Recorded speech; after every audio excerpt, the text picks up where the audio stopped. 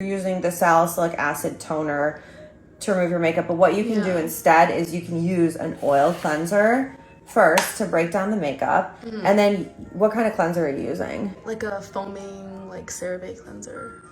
Okay, the regular foaming, the one I was like, don't you? You have like oilier skin, so I can understand why you would. So you use the oil cleanser, and then you use the foaming cleanser, and then you use the salicylic acid toner. Yeah. You know what I'm saying? You use it as like a treatment instead of like to remove makeup. Yeah, because I feel like it like kind of like burns sometimes. Like, Oh, it's an does acid. it? Do you remove it and then you wash after? I just go to sleep after. Okay, so you just take it off and then that's raw dogging it. No, no moisturizer, nothing else. No, which I probably I should. think you should be using bare minimum moisturizer. Yeah, or like some kind of.